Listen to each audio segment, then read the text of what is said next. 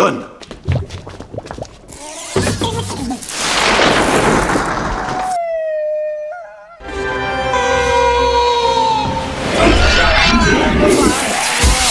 Halo semuanya, selamat datang kembali di channel Ruang Film, sebuah informasi untuk kalian penikmat konten spoiler.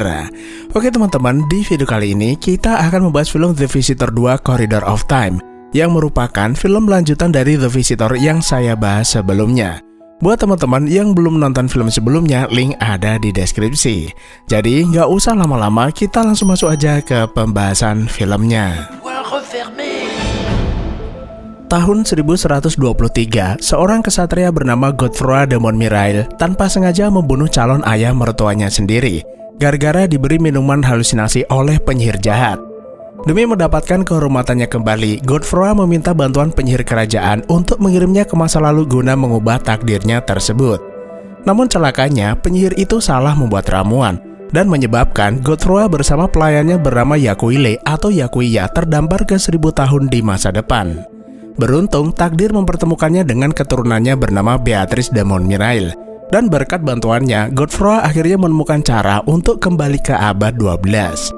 Namun masalah mulai terjadi ketika Yakuya malah menolak diajak pulang, gara-gara terlena dengan seorang wanita bernama Jeanette serta merasa dunia masa depan lebih adil baginya, di mana tidak ada perbedaan kasta dan setiap orang bebas menjalani kehidupannya sendiri. Terlebih, saat itu Yakuya berhasil mendapatkan uang banyak setelah menjual permata kerajaan yang ia curi dari Adipati Fulbert. Karena itu, agar bisa tetap tinggal di masa depan, Yakuya diam-diam menukar dirinya dengan keturunannya di masa depan yang sangat mirip dengannya bernama Yakuart untuk ikut pulang bersama Godefroy ke abad 12. Dan untungnya, meski pahlawan kita salah ngajak orang, Godefroy berhasil menyelamatkan calon mertuanya dan mendapatkan kembali cinta Lady Frenegon. Di sisi lain, Yakuart yang kebingungan mendapati dirinya berada di antah berantah malah kabur ke dalam hutan.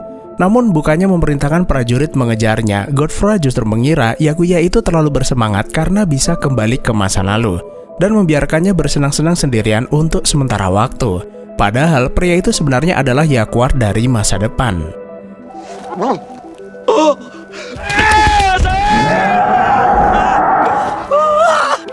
Sampai di dalam hutan, Yakuart pun mencoba menghubungi seseorang dengan ponselnya, yang tentu saja nggak ada sinyal.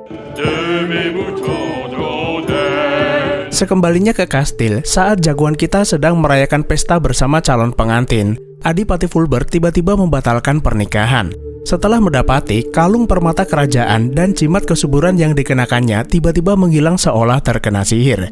Bahkan menuduh salah satu dari rombongan mempelai pria mencurinya.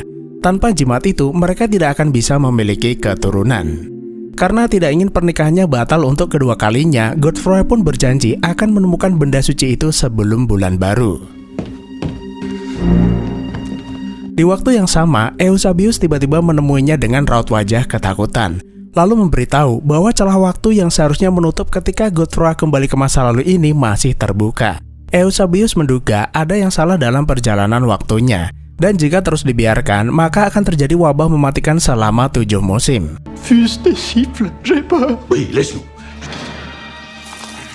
Nah, jadi teman-teman, berdasar urutan kejadian sebelumnya, Yakuya memang sempat menggasak permata tersebut sebelum Adipati Fulbert dimakamkan, lalu menyembunyikannya di dalam patung kepala.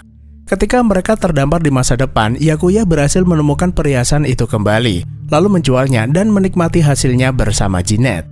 Namun, karena Godefroy berhasil mengubah kejadian di masa lalu, yaitu menyelamatkan Adipati Fulbert yang saat itu mengenakan permata kerajaan, maka kejadian di masa depan ikut berubah, di mana perhiasan itu kembali pada Yakuya seolah tidak pernah menjualnya, dan menyebabkan perhiasan di masa lalu menghilang, yang artinya selama Yakuya dan perhiasan itu berada di masa depan, maka celah waktu akan terus terbuka sebagai bagian dari konsekuensi yang tertinggal dalam sebuah perjalanan waktu.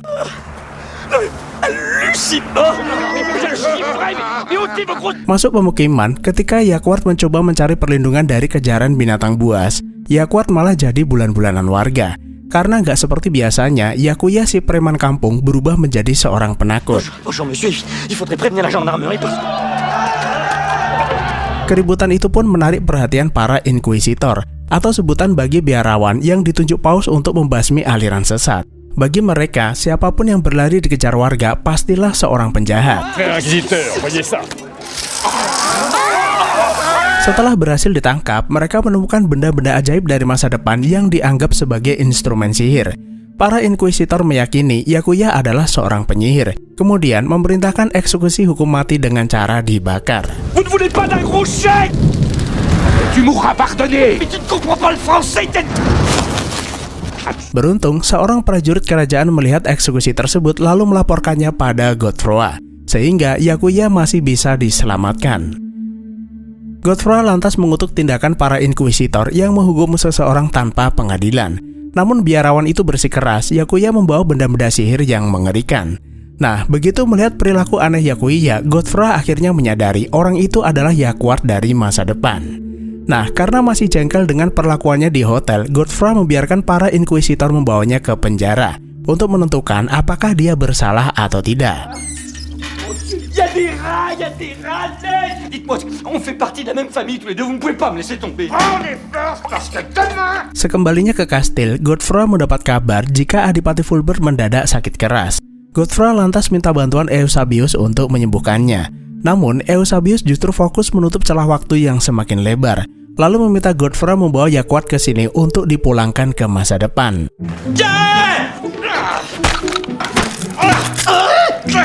Kembali ke masa depan, Yakuya kembali berbuat keonaran, dan kali ini di sebuah supermarket. Bukannya menegurnya, Jeanette justru memanfaatkan situasi itu untuk mengutil barang-barang. Dan setelah puas menjalankan aksinya, keduanya pun bergegas melarikan diri.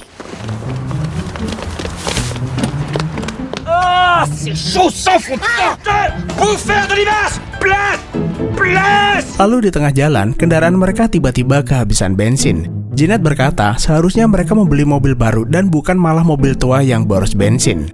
Karena itu, Jeanette minta Yakuya menjual permata miliknya untuk membeli mobil baru. Tapi Yakuya menolak dan berniat menyimpannya untuk anak-anaknya kelak. Sebagai gantinya, Yakuya berniat meminta pekerjaan pada Beatrice agar setidaknya punya tempat tinggal. Sampai di depan pintu rumahnya, Yakuya meniup terompet kerajaan. Hal itu membuat Beatrice yang sebelumnya curiga Yakuart adalah Yakuya menjadi yakin. Beatrice lalu mempertanyakan kenapa Yakuya nggak pulang ke masa lalu. Dan saat melihat Jeanette datang bersamanya, Beatrice pun juga menyimpulkan Jeanette ini berasal dari abad pertengahan. Yakuya beralasan, selain ingin menikmati masa depan yang bebas ini, dia enggan minum ramuan sihir yang rasanya seperti kotoran. Apa boleh buat, Beatrice pun terpaksa menerima keduanya, sambil mencari cara bagaimana memulangkan Yakuya ke masa lalu. Saat Beatrice tengah menyiapkan makan siang, Yakuya diam-diam mengambil kotak cerutu milik Jean lalu membuang isinya guna menyimpan perhiasan. Setelah itu, Yakuya mengobrak-abrik isi kulkas dan menyembunyikan kotak itu di dalam freezer.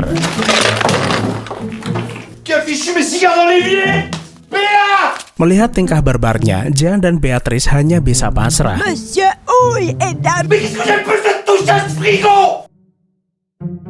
Beatrice kemudian menyalakan televisi untuk membuatnya tenang. Namun hal itu justru membuat Yakuya ketakutan karena mengira televisi itu adalah sihir jahat, lalu menghancurkannya hingga menyebabkan kebakaran di dalam rumah.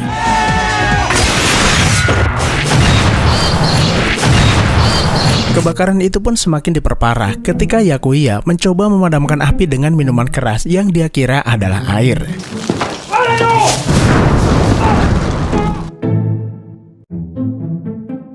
Sebelum Yakuya mencelakai semua orang, Beatrice pun segera menemui Ferdinand, lalu memintanya membuatkan ramuan perjalanan waktu untuk memulangkannya ke masa lalu. Setelah memahami kesulitannya, Ferdinand bersedia membantunya, lalu meminta Beatrice menunggu di rumah. Kembali ke rumah, saat pemadam kebakaran berusaha memadamkan api, Yakuya kembali berbuat keonaran. Dia ingin membantu memadamkan api dengan tanah, yang tentu saja membuat petugas itu jengkel lalu mengusirnya. Sementara di ruang prakteknya, Jean mendapat telepon dari istrinya Hubert, yaitu Cora, yang mendengar bahwa Hubert ada di rumahnya. Karena lagi nanganin pasien, Jean minta Yakuya menjelaskan sosok temannya tersebut. Mengira Hubert yang dimaksud adalah Godfrey, Yakuya bersiul lalu mengatakan Godfrey sedang mempersiapkan pernikahan di kastilnya.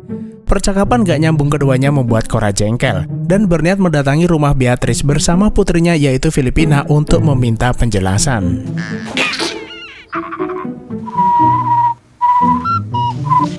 Filipina? Di sisi lain, kabar itu membuat Filipina yang sudah ditinggal ayahnya selama 15 tahun merasa sangat gembira. Pasalnya, dalam waktu dekat ini, gadis itu akan melangsungkan pernikahan. Setelah itu, Yakuya keluar dan bersikeras tetap ingin membantu petugas damkar. Namun lagi-lagi, yang terjadi hanyalah kekacauan dan kerusakan di mana-mana. Bahkan sampai membuat rumah dan mobil mereka kebanjiran.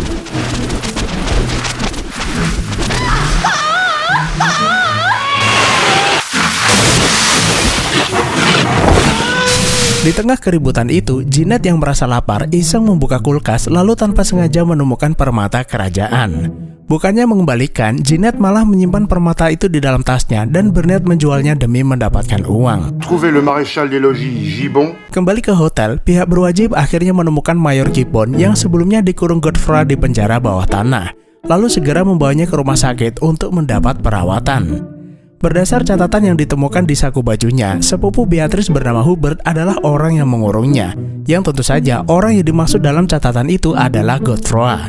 Karena itu, kepala polisi akan menemui Beatrice untuk dimintai keterangan. Allô? Allô? Un demi-verre à moutarde chacun. Esok paginya, Marlette mengantar ramuan perjalanan waktu yang dijanjikan untuk Beatrice. Ferdinand berpesan ramuan itu boleh dicampur dengan minuman coklat agar Yakuya mau meminumnya. Et hop, petite potion magique. Setelah menyiapkan minuman itu, Beatrice memberikannya pada Yakuya dan Jeanette. Yakuya yang sangat menyukai coklat langsung meminumnya, tapi Jeanette menolak. Karena Jeanette gak suka minuman coklat dan malah memamerkan permata kerajaan kemudian melarikan diri begitu saja. Yakuya pun bergegas mengejarnya. Namun tiba-tiba efek minuman itu mulai bereaksi dan Yakuya pun kembali time travel ke masa lalu. Bonne idée ça, bon cacao. On n'en fait jamais. Sementara di dalam, Jean yang sedianya hendak pergi bermain golf malah meminum ramuan perjalanan waktu karena mengira minuman coklat itu dibuat untuknya. Dan akibatnya, Jean pun pergi ke masa lalu.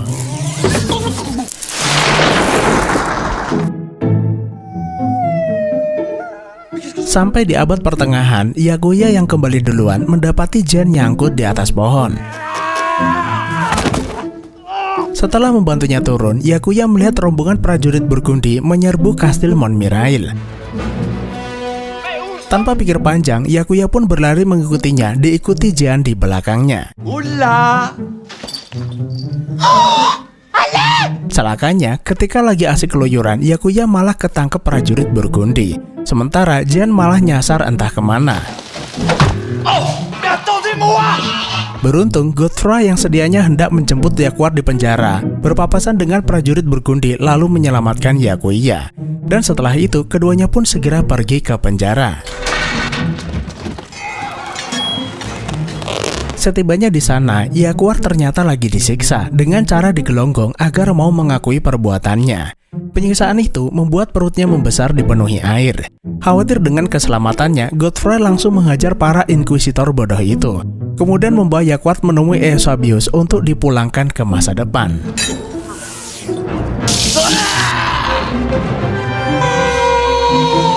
Usai meminum ramuan itu, Yakuar berubah menjadi kotoran burung karena memang dia berasal dari golongan bawah.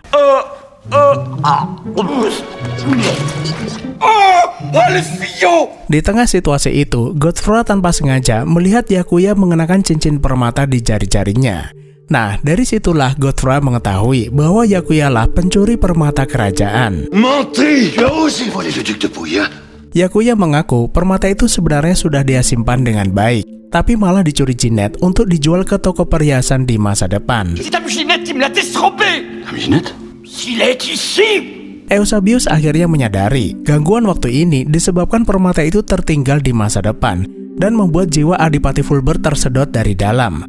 Semakin lama permata itu di masa depan, celah waktu semakin lebar dan kesehatan Adipati semakin memburuk. Satu-satunya cara memperbaiki semua kekacauan ini hanyalah pergi ke masa depan mengambil perhiasan itu lalu membawanya kembali.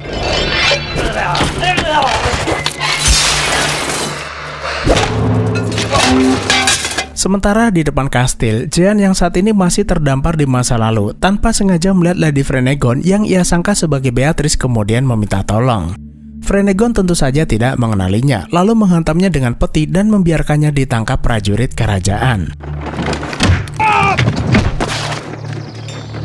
Beruntung, Eusebius segera menyadari Jean ini berasal dari masa depan, lalu memberi ramuan perjalanan waktu untuk memulangkannya.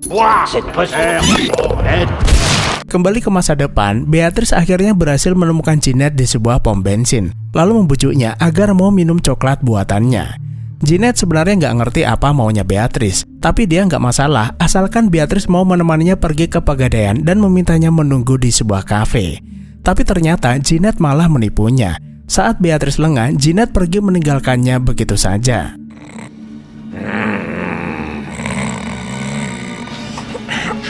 Sementara di tempat lain, dua pahlawan kita terbangun di ruang bawah tanah Hotel Montmirail. Kedatangan mereka sontak membuat suasana hotel kembali menjadi kisruh.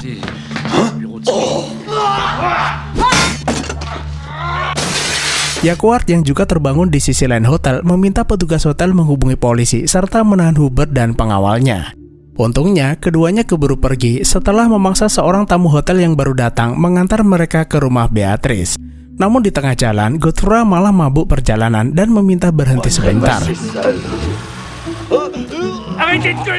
Sialnya, situasi itu justru dimanfaatkan tamu tersebut untuk melarikan diri. Lalu tak jauh dari situ, mereka melihat beberapa kendaraan polisi terparkir di pinggir jalan.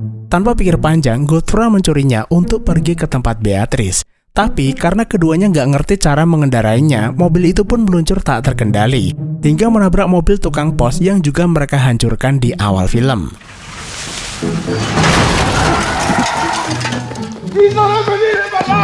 Apa boleh buat, mereka pun terpaksa melanjutkan perjalanan dengan berjalan kaki. Tapi sebelum pergi, Godefroy minta Yakuya mengganti bajunya dengan baju polisi yang ia temukan, agar tidak menarik perhatian orang-orang.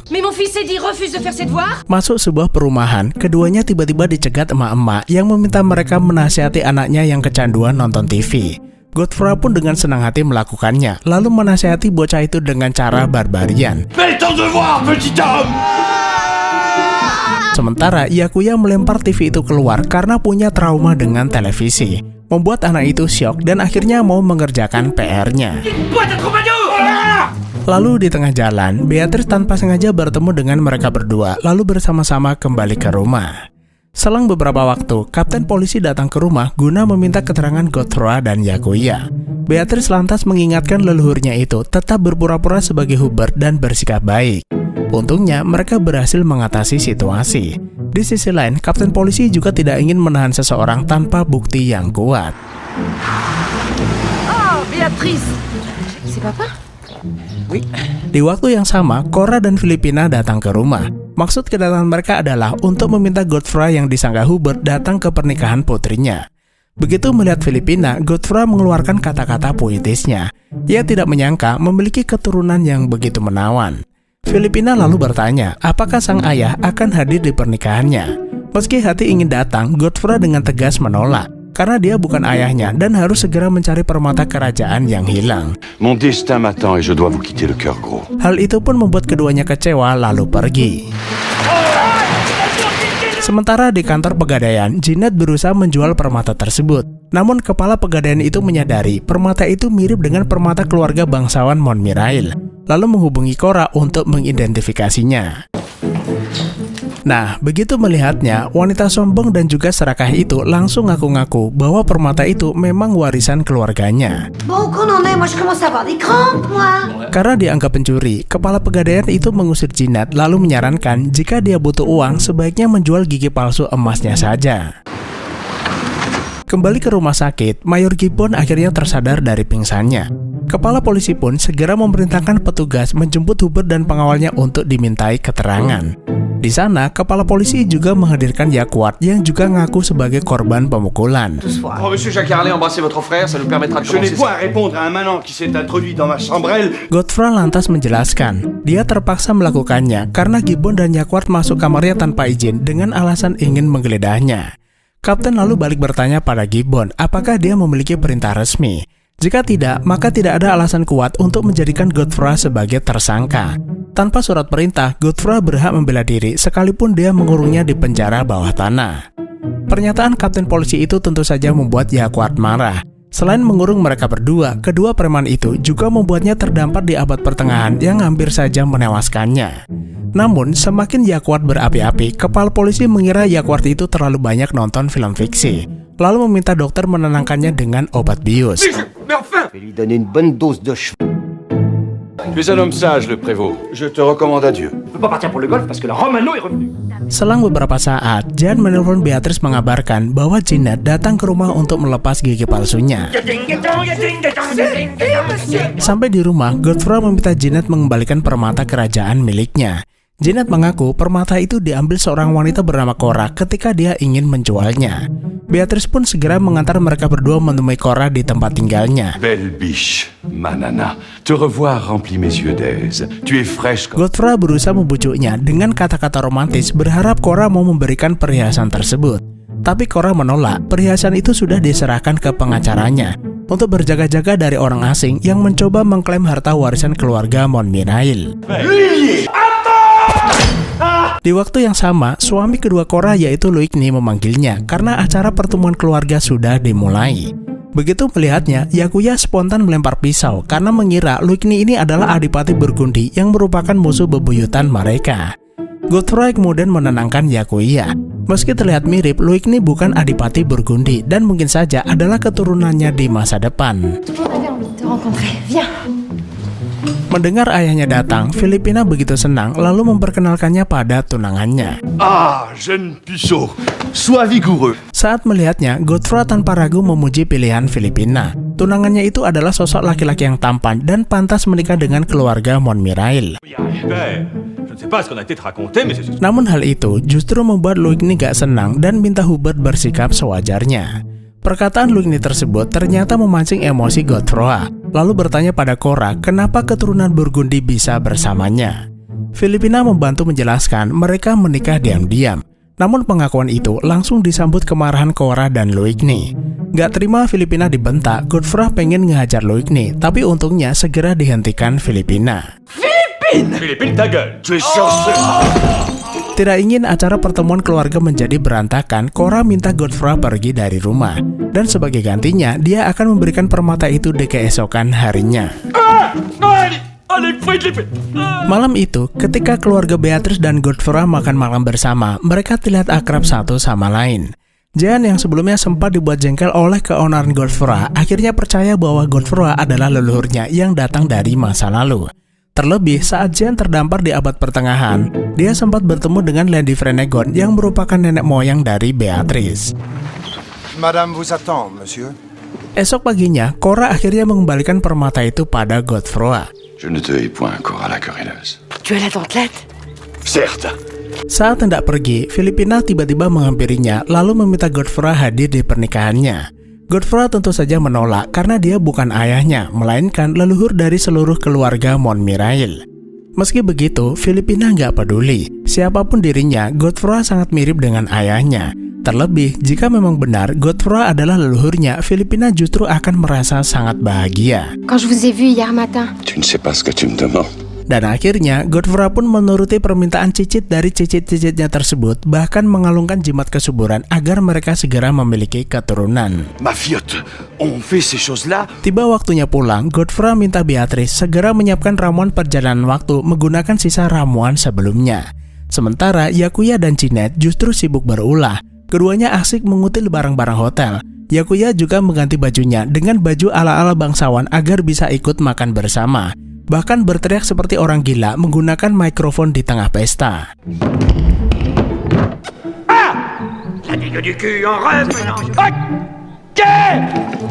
Namun saat melihat Godefroy datang mencarinya, Yakuya buru-buru menghindar karena sebenarnya dirinya enggan pulang ke abad pertengahan, apalagi minum ramuan rasa kotoran itu. Jacouille! Jacouille! Jacouille! Jacouille! Des vides quenouilles et quenouillettes. Madame Béatrice! Saat mencari tempat persembunyian, Beatrice yang baru aja selesai membuat ramuan malah tanpa sengaja bertemu dengan Yakuya. lalu memintanya meminum ramuan yang sudah dicampur coklat tersebut. Tapi baru juga dicicipi, Yakuya nggak doyan lalu memuntahkannya. Karena itu, Beatrice kembali ke dapur lalu mencampurnya dengan anggur kedamaian kesukaan Yakuya.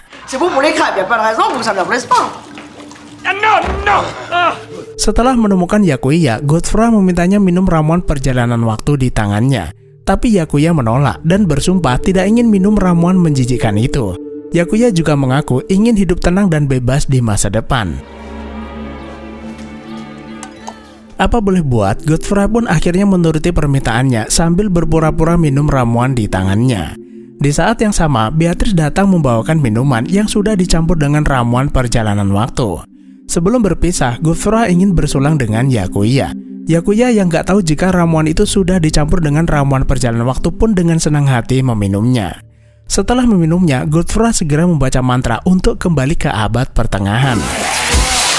Setelah itu, Beatrice menemui Jeanette lalu memintanya minum minuman buatannya karena masih mengira dirinya juga berasal dari abad pertengahan. Tapi Jeanette menolak karena dia nggak doyan minuman keras.